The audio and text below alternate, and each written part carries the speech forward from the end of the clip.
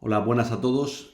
Voy a empezar a hacer este pequeño video tutorial o clase con este vídeo que voy a subir al Puzzle y tendrá dos partes para que no sea muy largo el vídeo que tengáis que responder a las preguntas del Puzzle, ¿vale? Entonces nosotros vamos a empezar a ver ahora en clase de cultura clásica el arte en Grecia. Como vosotros bien sabéis, el arte tiene tres grandes disciplinas. La primera es la arquitectura, la segunda la escultura y la tercera la pintura. Nosotros nos vamos a centrar en clase, al menos durante los próximos días, en la arquitectura y en la escultura, perdón. Quizá veamos algo de pintura, pero más de refilón y prácticamente al final si tenemos tiempo y vamos bien de tiempo, ¿vale? Bien, vamos a empezar por la arquitectura en Grecia. Yo quería empezar con esta foto y tú ves esta foto y dices, pero ¿qué me estás contando si esto no es griego? Muy bien, esta foto no tiene nada que ver con Grecia. Espero que al menos te hayas dado cuenta.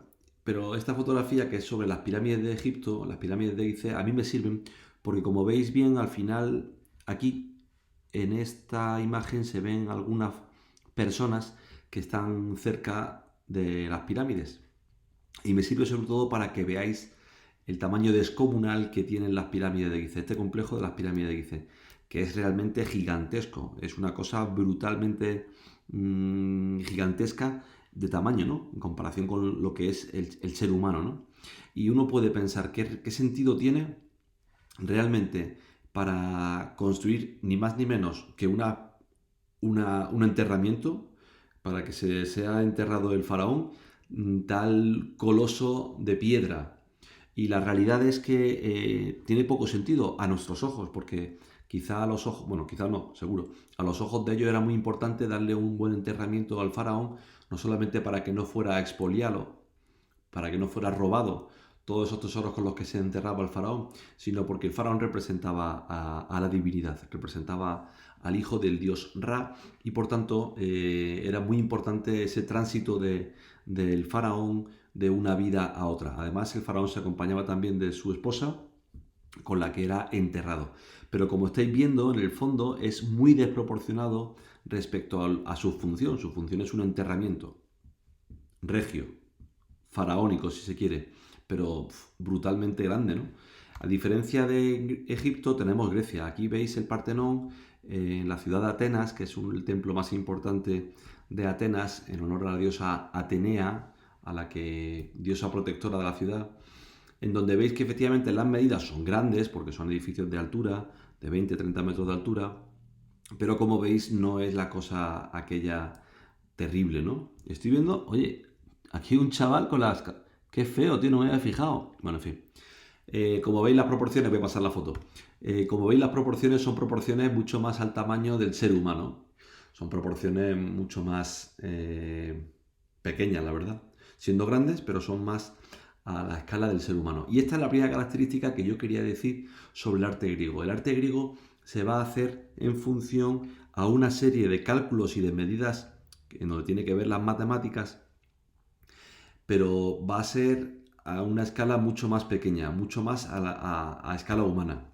Esta es la escultura de Zeus, en el templo de Zeus en Olimpia, que es una recreación virtual, como veis, porque es una escultura que hizo Fidias en el siglo V y que era crisoelefantina, es decir, era una escultura hecha de oro y marfil, bastante grande, bastante gigantesca. Hizo dos, hizo esta, hizo la de Atenea, que se guardaba en el templo anterior que os he enseñado, que es el templo del Partenón de la Acrópolis de Atenas.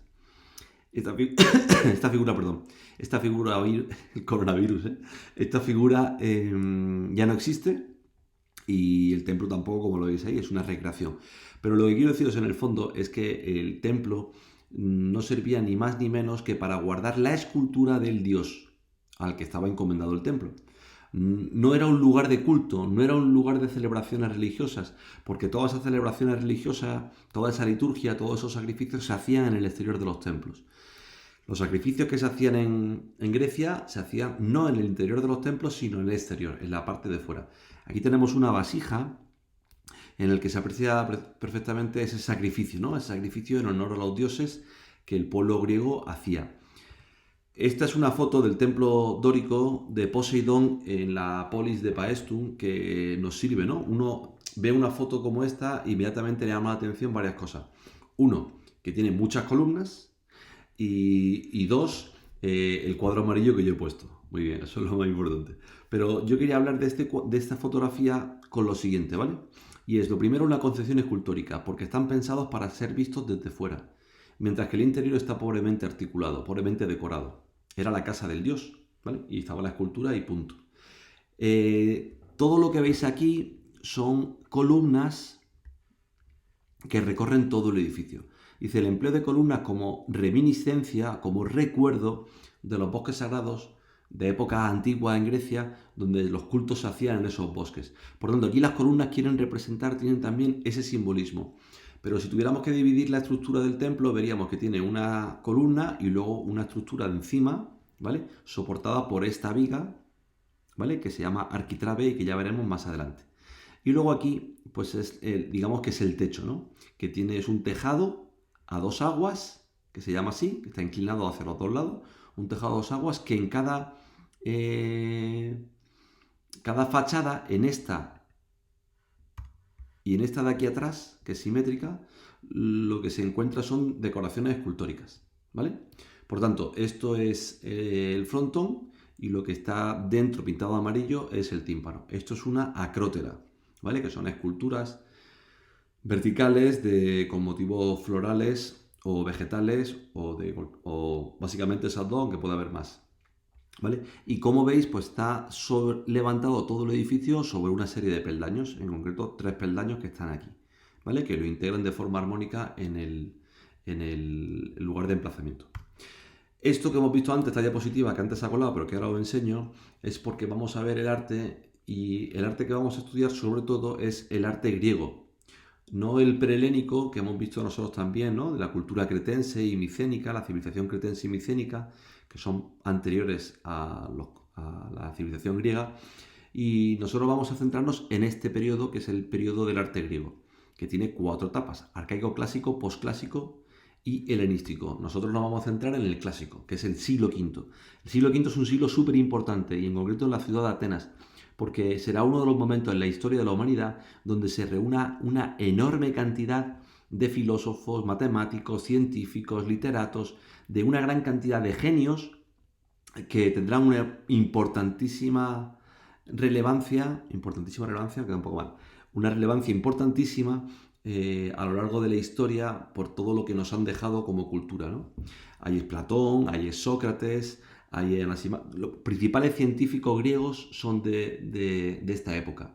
Esto ya entraremos más adelante, pero me interesaba que situáramos, ¿no? Que es siglo V antes de Cristo, desde el 500 hasta el 400. Fijaros que en este momento en política estudiamos que se dieron en Grecia las guerras médicas. Primero las guerras médicas y posteriormente las guerras del Peloponeso. Primero las guerras contra los persas y más tarde la guerra entre Esparta y Atenas. Como hemos dicho antes, el arte vamos a ver arquitectura, escultura y pintura, pero sobre todo veremos las dos primeras. En cuanto a la arquitectura, vamos a ver una serie de características, y es que en primer lugar los griegos lo que buscan es mostrar la belleza, mostrar la armonía, y esa belleza y esa armonía se encuentra en la naturaleza. Cuando uno observa una margarita, cuando uno observa una planta, se da cuenta de que esa planta, esa flor tiene una belleza, y esa belleza los griegos se dan cuenta que tiene una serie de relaciones matemáticas entre ellas, y por tanto descubren la belleza que hay en la naturaleza a través de las matemáticas.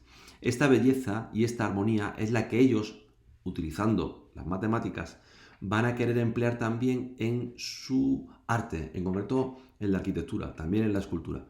Pero se van a basar esa belleza y armonía que encuentran en la naturaleza para representar sus edificios y sus templos.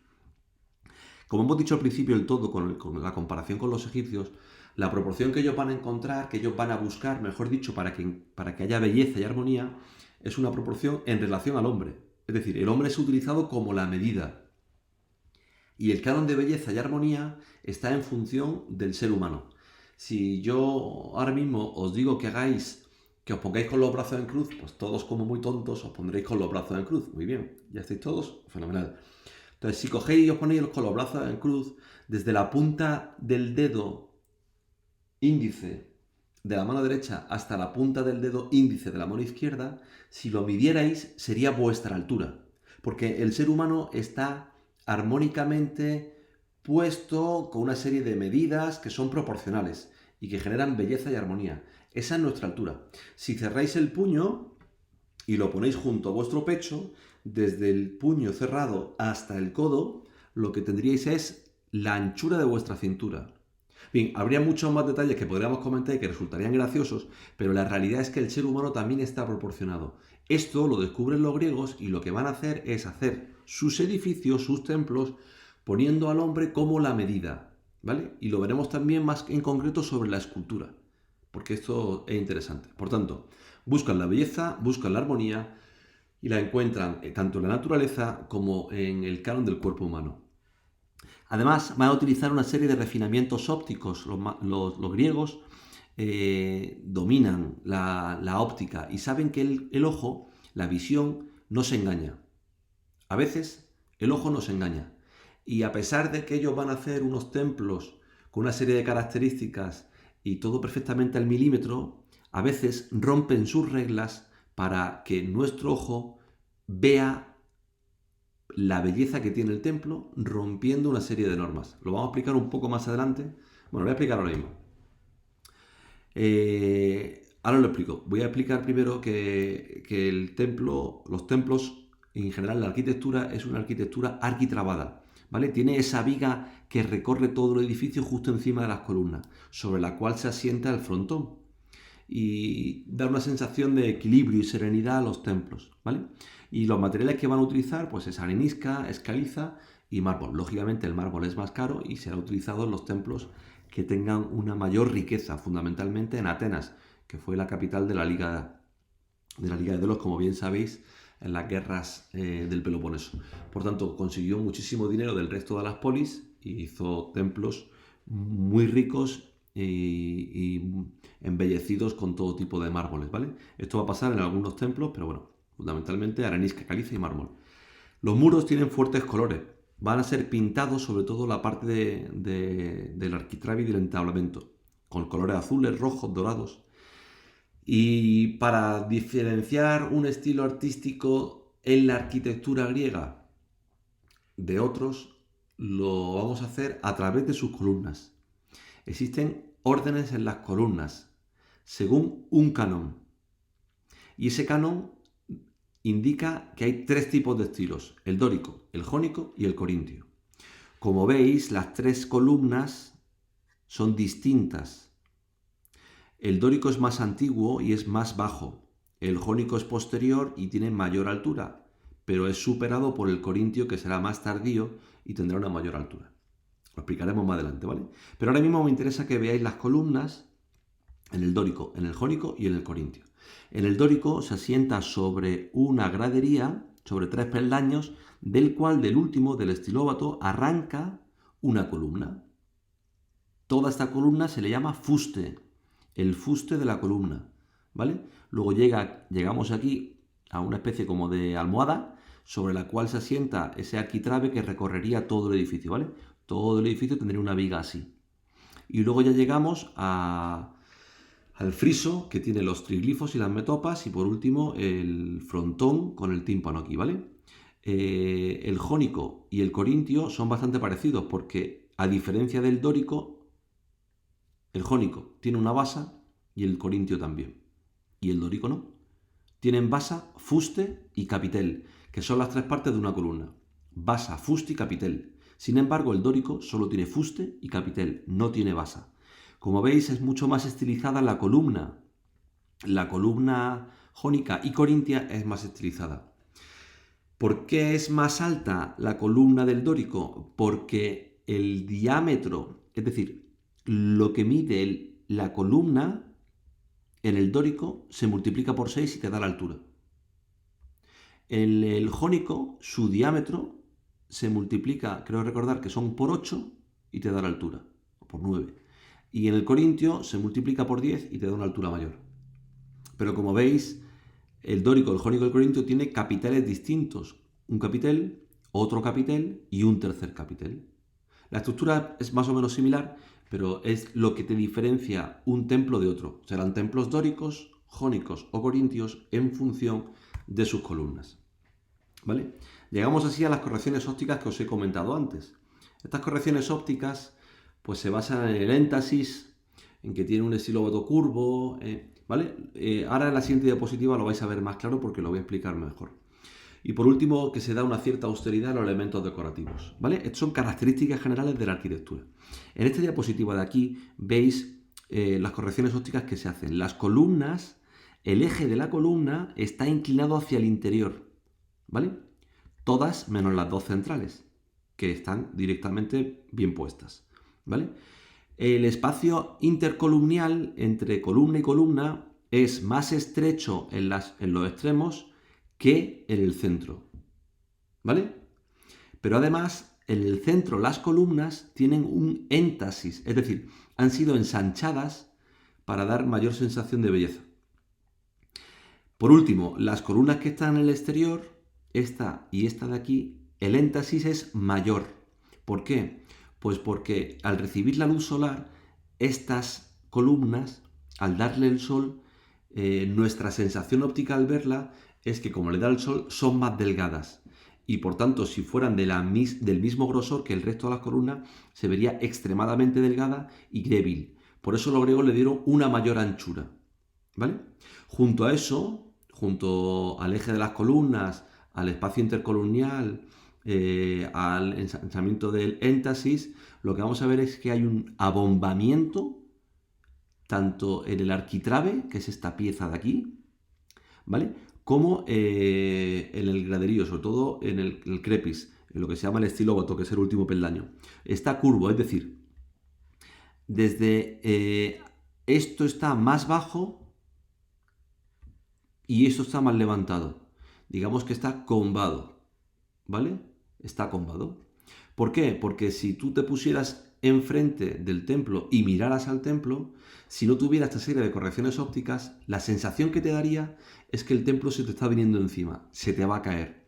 Sin embargo, a través de las correcciones que van a hacer los griegos, van a corregir precisamente esta sensación óptica falsa, pero es la visión que tenemos. Los griegos lo conocían y lo corregirán. Pasamos así a ver los órdenes arquitectónicos, que es la primera parte de este vídeo. Vale. En los órdenes arquitectónicos ya hemos dicho que es lo que hace que los templos se clasifiquen de una manera o de otra. Son dóricos, jónicos o corintios en función de sus columnas, ¿vale? Y aquí tenemos las tres otra vez: dórico, jónico y corintio. El dórico no tiene basa, el jónico y el corintio sí. El fuste del dórico es más ancho y menos alto que el jónico y que el corintio. El corintio se caracteriza por las volutas con V que están aquí, y el capitel del corintio se caracteriza porque tiene unas hojas de acanto. Estas hojas de acanto ya las veremos un poquito más adelante, ¿vale? Y explicaremos todo esto. Vamos ya a pasar al orden dórico, ¿vale? El templo se divide en cuatro partes, que son el crepis, la columna, el entablamento y el frontón. Son estas cuatro las partes que tiene todo templo. El crepis es la gradería, son los tres peldaños sobre los que se asienta el templo. El último de ellos se conoce con el nombre del estilóbato, ¿vale? Es el nombre que me interesa que os quedéis.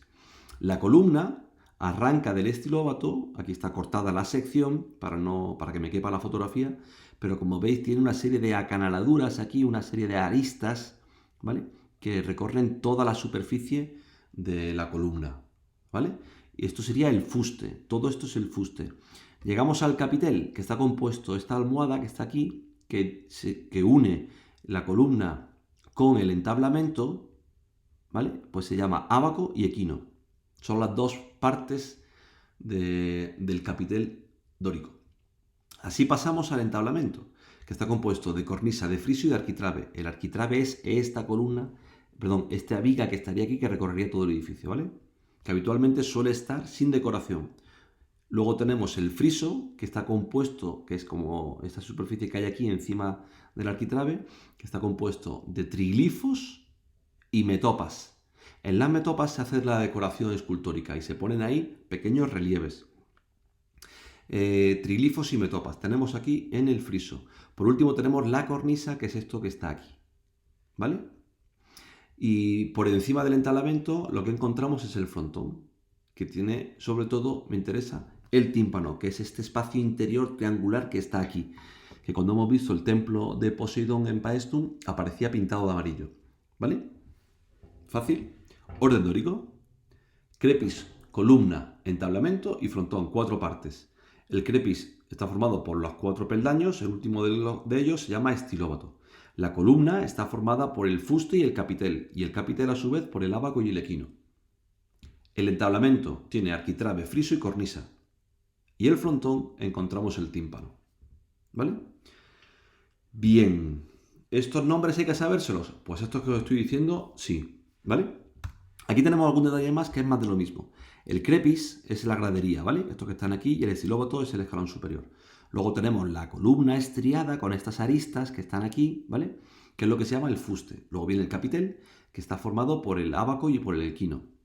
Tenemos el arquitrabe, que es esta viga que está sin decorar, ¿vale? Que va lisa.